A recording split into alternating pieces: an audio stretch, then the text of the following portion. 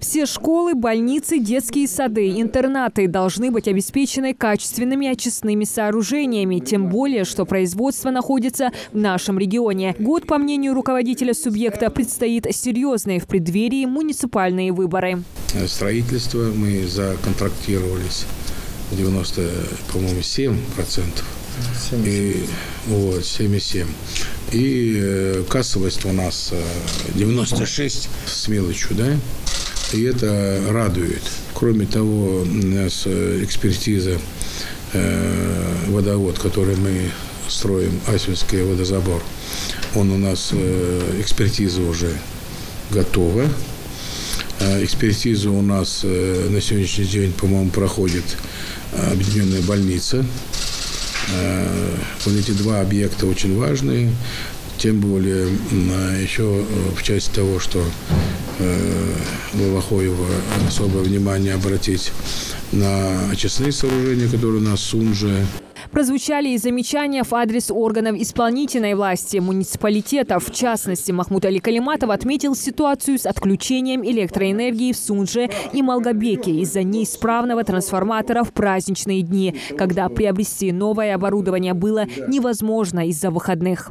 Трансформатор или подстанции, все эти праздники пришлось звонить, говорить, где его купить. Деньги-то мы нашли.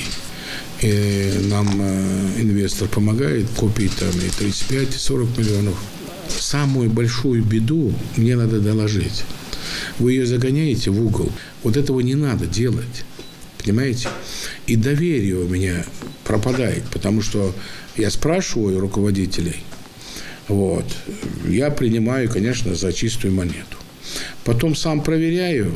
И мне приходится до главного специалиста, да, я приглашаю главного специалиста, кто там написал эту бумагу, и начинаю его спрашивать.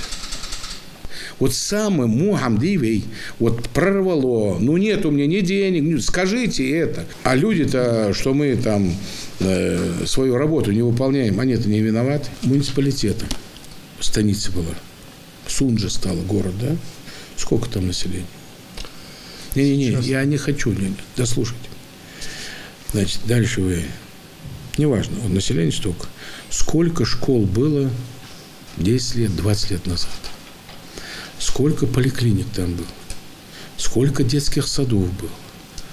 Сколько торговых центров было?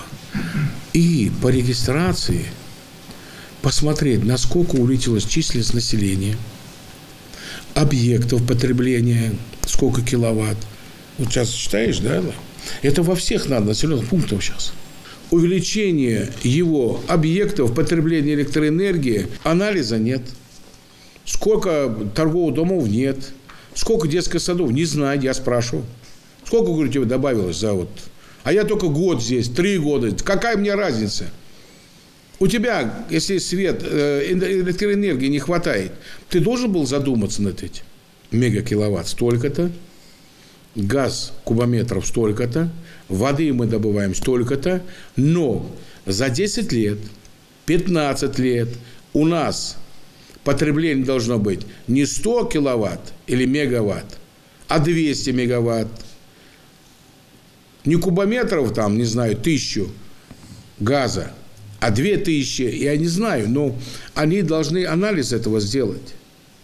И тогда мы не будем в пожарном порядке тушить, бегать.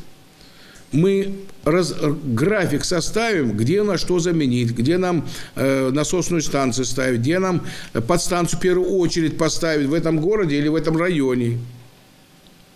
Мы регулировать будем во всех направлениях.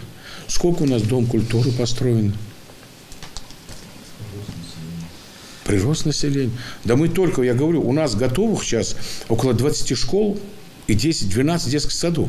Махмуд Али Калиматов также подытожил, что ставка на бизнес, рост налоговых поступлений и инвестиций является будущим развития региона. Бизнес и власть при этом являются, по его словам, партнерами, коллегами, которые должны оказывать друг другу поддержку.